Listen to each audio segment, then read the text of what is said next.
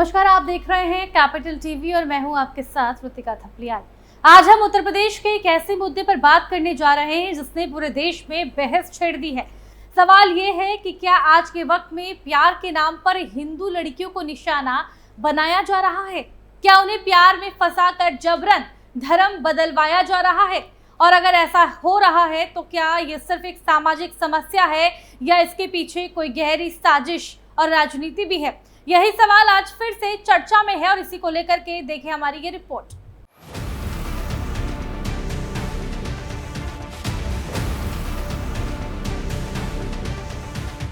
उत्तर प्रदेश के बुलंदशहर से एक चौंकाने वाला मामला सामने आया है। वहां एक मुस्लिम युवक नदीम खान ने अपना नाम बदलकर राहुल रख लिया और एक हिंदू लड़की को अपने प्रेम जाल में फंसा लिया। उसने उस लड़की से शारीरिक संबंध बनाए, फिर उसका अश्लील वीडियो बनाकर उसे ब्लैकमेल किया और धर्म बदलने के लिए दबाव बनाने लगा। जब लड़की ने हिम्मत दिखाई और पुलिस के पास गई तो खुलासा हुआ कि वो युवक पहले से शादीशुदा है। उसके 2 बच्चे हैं और वो पहले भी एक हिंदू लड़की से शादी कर चुका है। मतलब ये कोई इत्तेफाक नहीं है बल्कि एक सोची समझी चाल लगती है। अब सवाल ये उठता है, क्या इस तरह के मामले सिर्फ अपराध हैं या इनके पीछे धार्मिक और राजनीतिक मंशा भी है? इस पूरे मामले में सबसे खास बात यह है कि क्या यूपी की योगी सरकार ने तुरंत कार्रवाई की है। जिस तरह से पुलिस ने बिना देरी किए आरोपी को गिरफ्तार किया, उसने साफ कर दिया कि राज्य में ऐसे मामलों पर सख्ती से निपटा जाएगा। जबकि दूसरी जगहों पर कई बार इस तरह के मुद्दों पर सरकारें चुप्पी साध लेती हैं या वोट बैंक की राजनीति के चलते कोई एक्शन लेने से बचती है।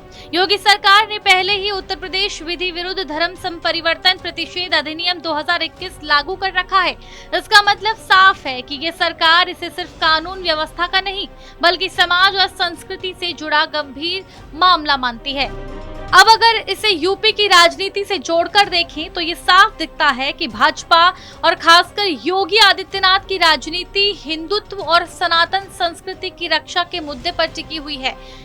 खुद योगी गोरखनाथ मठ के महंत हैं और उनकी सोच में साफ झलकता है कि वो सिर्फ राजनीति नहीं बल्कि धर्म और संस्कृति की रक्षा का भी जिम्मा उठाए हुए हैं। लव जिहाद जैसे मुद्दे उन्हें लोगों से भावनात्मक रूप से जोड़ने में मदद करते हैं। इसमें आरोपी अक्सर मुस्लिम युवक होते हैं जो अपना नाम और पहचान छुपाकर हिंदू लड़कियों को फंसाते हैं, जिससे भाजपा को ये कहने का मौका मिलता है कि वो हिंदू समाज की रक्षा कर रही है। अब विपक्ष की बात करें तो ये साफ है कि समाजवादी पार्टी, कांग्रेस, बीएसपी जैसे दल इन मामलों में भाजपा पर धर्म की राजनीति करने का आरोप लगाते हैं, लेकिन सच्चाई ये भी है कि वो खुद कभी कोई ठोस उपाय या नीति सामने नहीं रखते जिससे बेटियों की सुरक्षा हो सके। इससे भाजपा को ही जनता के बीच मजबूत नैरेटिव बनाने का मौका मिल जाता है। अब थोड़ा जातीय समीकरण की बात करें तो यूपी की राजनीति लंबे समय तक यादव, मुस्लिम और दलित वोट बैंक के इर्द गिर्द ही घूमती रही, लेकिन भाजपा ने इन जातीय खांचों को तोड़कर एक नया नैरेटिव गढ़ा है, हिंदू एकता का। और जब बात बेटियों की सुरक्षा और संस्कृति की आती है तो जाति पीछे छूट जाती है और धर्म और भावनाएं आगे आ जाती हैं। यही वजह है कि लव जिहाद जैसे मुद्दे भाजपा के लिए सिर्फ चुनावी मुद्दा नहीं बल्कि समाज से सीधा जुड़ाव बनाने का एक जरिया बन गए हैं। खासकर जब पीड़ित लड़की किसी साधारण या गरीब परिवार से होती है तो ये मुद्दा आम लोगों के दिल को छू जाता है। सरकार ने सिर्फ कानून बनाकर ही नहीं बल्कि फर्जी बाबाओं और धर्मांतरण के गिरोहों के खिलाफ भी एक्शन लिया है। हाल ही में छांगुर बाबा के रैकेट पर हुई कड़ी कार्रवाई इसका ताजा उदाहरण है। योगी सरकार का साफ मानना है कि ना तो जबरन धर्मांतरण चलेगा और ना ही प्रेम के नाम पर धोखा।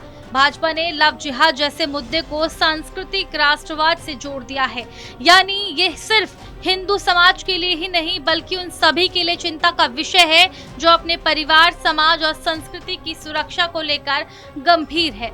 यही वजह है कि इसका असर सिर्फ गांव में नहीं बल्कि शहरों, कस्बों और पढ़े लिखे वर्ग में भी देखने को मिल रहा है। राजनीतिक नजरिए से देखें तो भाजपा इस मुद्दे को लेकर सिर्फ चुनावी फायदे के लिए नहीं चल रही बल्कि इसे अपने वैचारिक एजेंडे का हिस्सा मानती है। जहां विपक्ष इस पर बोलने से डरता है या इसे उसे नजरअंदाज करता है।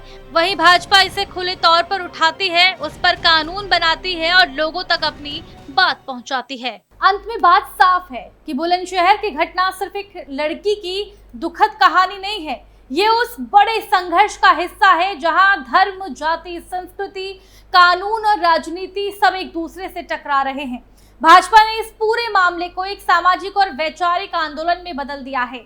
जब तक ये मुद्दा जनता की भावनाओं से जुड़ा रहेगा और सरकार इसे गंभीरता से लेती रहेगी, तब तक विपक्ष के लिए इसका कोई मजबूत जवाब देना आसान नहीं होगा। फिलहाल के लिए केवल इतना ही। बने रहिए हमारे साथ और देखते रहिए कैपिटल टीवी। धन्यवाद।